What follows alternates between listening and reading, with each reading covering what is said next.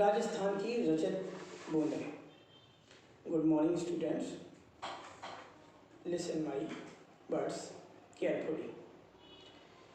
राजस्थान की रजत बूंदों का शेष भाग देखें। अगले दिन फिर कुछ हाथ मिट्टी खोदी जाती है कुएं के अंदर, और रस्से को पहले दिन जमाई गई कुंडली दूसरे दिन खोदी गई अलग जगह में सरका दी जाती है। ऊपर छोटी दीवार में जब नया रस्सा बांधा जाता है तो रस्से की कुंडली को टिकाए रखने के लिए बीच बीच में कहीं कहीं चिनाई भी की जाती है। चिनाई मतलब ईंट, पत्थर, गुम्मा इत्यादि चूने में लगाए जाते हैं, वो चिनाई कहलाती है।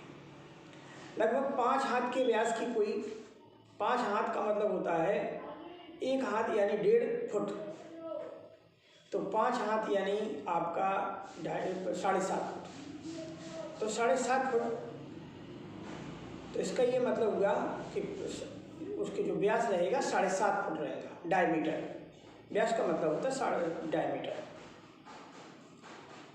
तो लगभग 5 हाथ के व्यास की कुई में रस्सी की एक ही कुंडली सिर्फ एक घेरा बनाने के लिए लगभग 15 हाथ लंबा रस्सा चाहिए।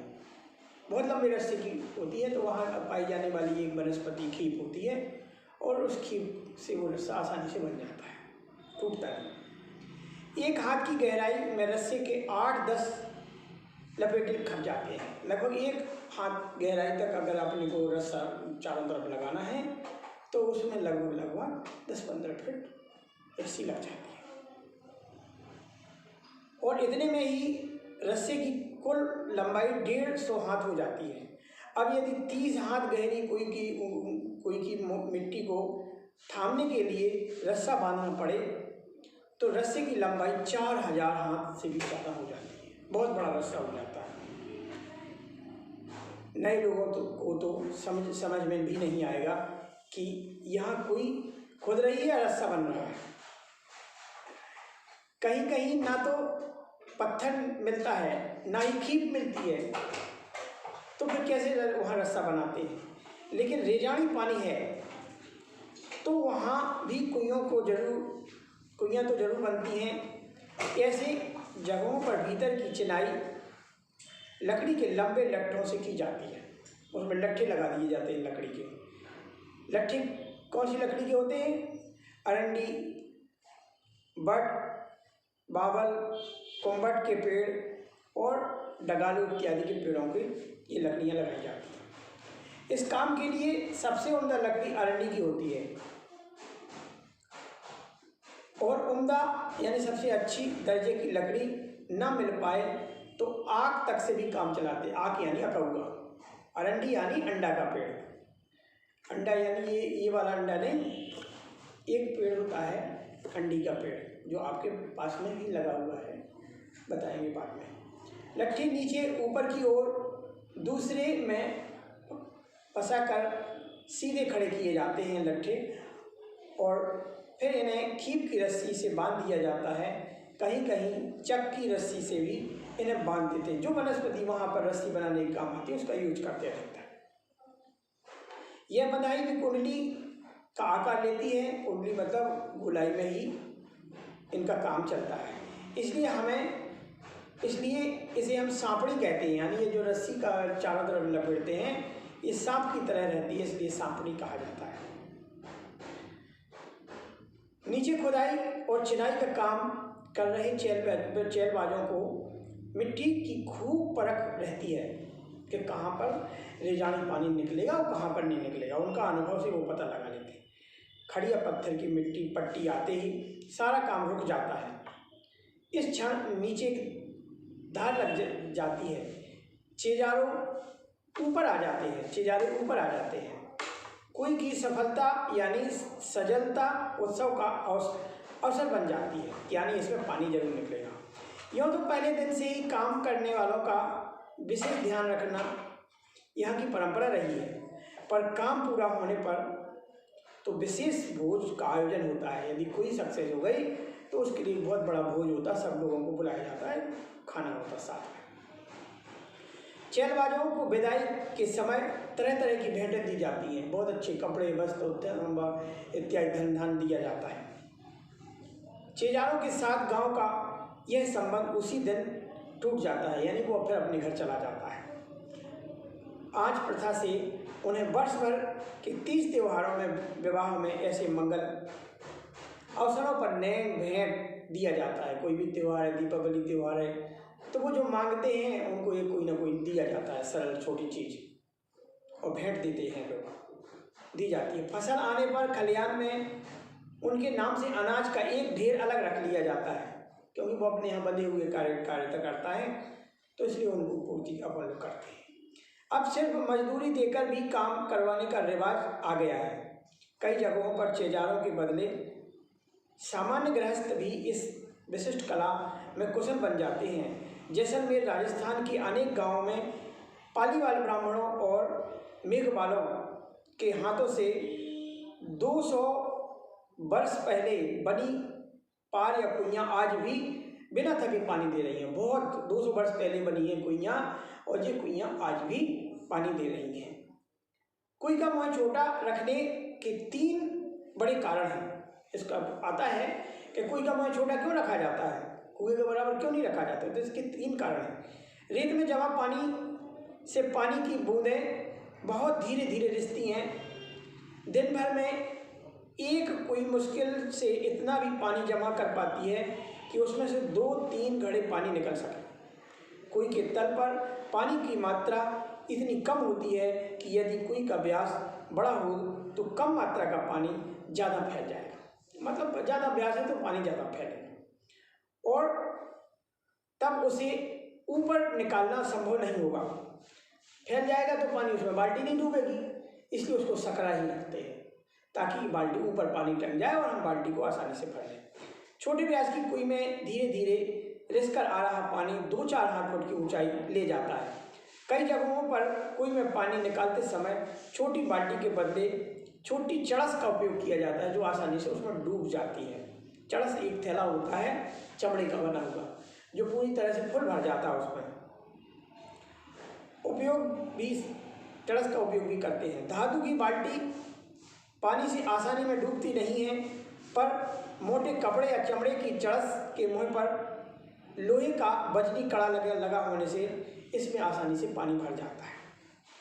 ऊपर का वजनी भाग नीचे के भाग पर गिरता है और इस तरह कम मात्रा के पानी में ठीक से डूब जाता है, और भर जाने के बाद ऊपर उठते ही चड़स अपना पूरा आकार में फैल जाता है। पिछले दौर में ऐसे कुछ गांवों में आसपास के सड़कें निकली हैं, कुछ ट्रक दौड़े हैं, ट्रकों की फटी ट्यूब से भी छोटी सी चड़स बन जाती है। कुएं के व्यास का संबंध इन क्षेत्रों में पड़ने वाली तेज गर्मी से भी है। व्यास बड़ा हो तो कुएं के भीतर का पानी ज़्यादा फैल जाएगा।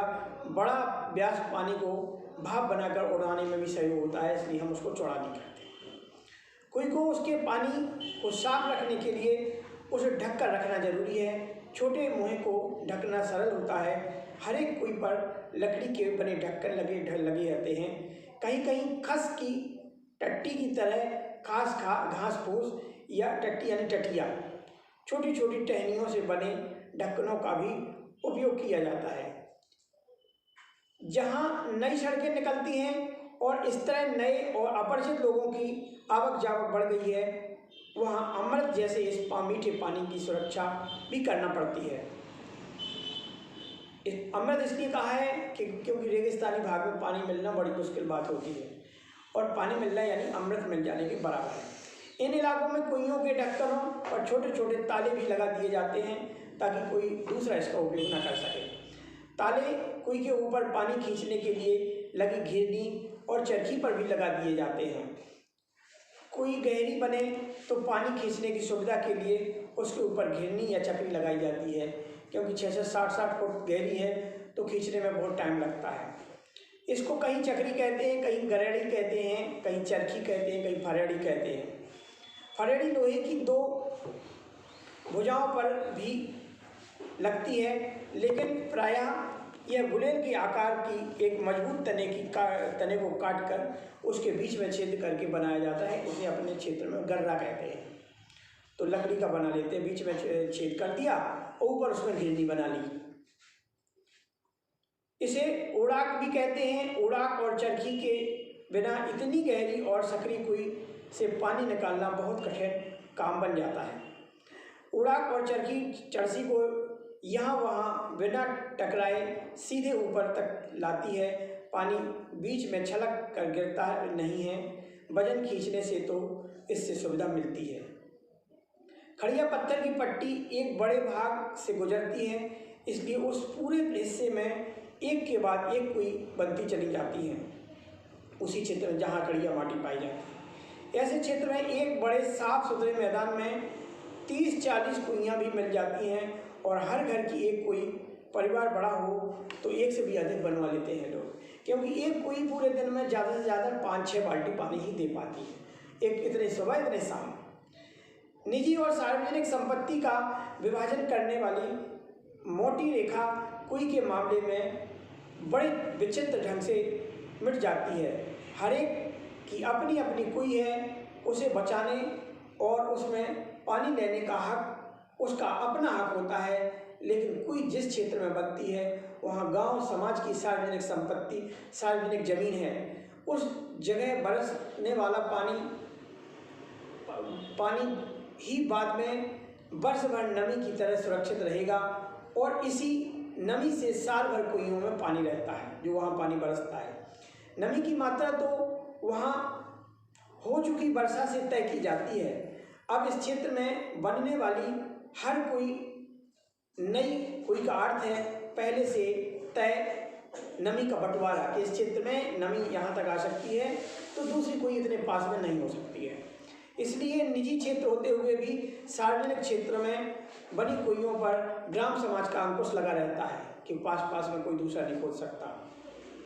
बहुत ज़रूरत पड़ने पर ही समाज नई कुई के लिए अपनी स्वीकृति देता है। हर दिन सोने का एक अंडा देने वाली मुर्गी की अपरिचित कहानी तो आपने सुनी होगी।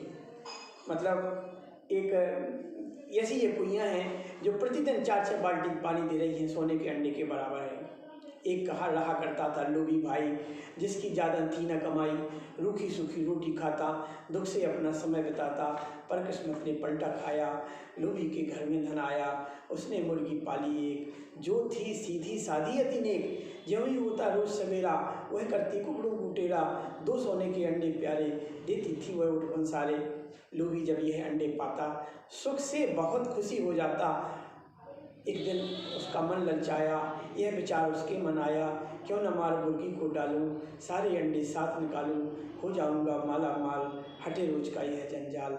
लोभी फौरन चाकू लाया, मुर्गी मारी खून बहाया, अंडा एक न उसने पाया, रो रो बहुत बहुत पछताया। इस तरह से ये मुर्गी के अंडे की कहानी, सोने के अंडे की कहानी है। जो ऐसे ये सोने के अंडे की तरह ये कुइयाँ हैं जो राजस्थान में पानी उपलब्ध कराती है।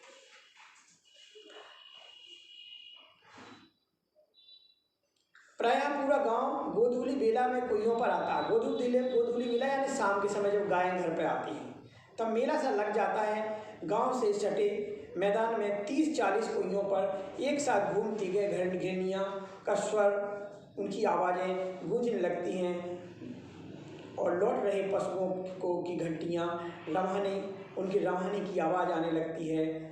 तो उस गोधूली बेला एक अद्भुत दृश्य सामने आता है। 2-3 घड़े भर जाने पर डोर और रस्सियां समेट ली जाती हैं, कुइयों के ढक्कन वापस बंद हो जाते हैं और रात भर और अगले दिन फिर कुइयाँ आराम करेंगी। रेत के नीचे सब जगह खड़िया की पट्टी नहीं है, इसलिए कोई भी पूरे राजस्थान में नहीं मिलेगी। जहाँ रेत के नीचे खड़िया मिट्टी है वहीं पर ही कुइयों का रिवाज है। चूरू, बीकानेर, जैसलमेर, बाड़मेर के कई क्षेत्रों में यह पट्टी चलती है और इसी के कारण यहाँ गांव-गांव में कुइयों का निर्माण प्राचीन काल से मिलता आ रहा है, आज भी है। जैसलमेर जिले के एक गांव खड़ेरों की डाड़ी में तो 120 कुइयाँ थीं। लोग इस क्षेत्र को 6 BC या 6 गुना 20 से 6 गुना के नाम से जानते थे। 120 होने पर 6 गुना 6 और 20, 6 बार 20 मतलब, तो 6 BC के नाम से जानते थे। कहीं कहीं उन्हें पार भी कहते हैं। जैसलमेर तथा बाड़मेर में कई गांव पार के कारण आबाद हैं, यानी कुइयों के कारण आबाद हैं, वरना पानी की कमी करने से लोगों ने घर आबादी छोड़ दी, और इसलिए इन गांव के नाम भी पार ही कहलाते हैं। जैसे जानरे, आलू पार और सिरगू आलू पार, ये जगह हैं जहाँ पर आज भी कुइयाँ हैं, जिनके कारण वहाँ जीवन चलता है। अलग अलग जगहों पर खड़िया पट्टी के भी अलग अलग नाम हैं। कहीं भी यह चरोली कहते हैं खड़िया मिट्टी को, कहीं धाधड़ो कहते हैं, कहीं धड़धड़ो कहते हैं, तो कहीं बिटरो बल्लरो के नाम से जानी जाती हैं, तो कहीं पर इस पट्टी को केवल खड़ी कहते हैं। और इसी खड़ी के बल पर खारे पानी को मीठा पानी देती खड़ी रहती हैं ये कुइयाँ। इस तरह से राजस्थान के इतिहास में कुइयों का एक अजीब योगदान है। वर्षा कम होने के कारण से यह क्षेत्र राजस्थान रेगिस्तानी भाग है जैसलमेर, जो जहाँ पर कई लोग पानी के कारण से पलायन कर चुके हैं। लेकिन जिस क्षेत्र में खड़िया पट्टी पाई जा रही है, और खड़िया की पट्टी के नीचे आज वो कुइयाँ आज भी वरदान बनी हुई हैं और निरंतर पानी दे रही हैं। इस तरह से ये राजस्थान की एक अनोखी कहानी है, कुइयों का इतिहास। जय हिंद, जय भारत।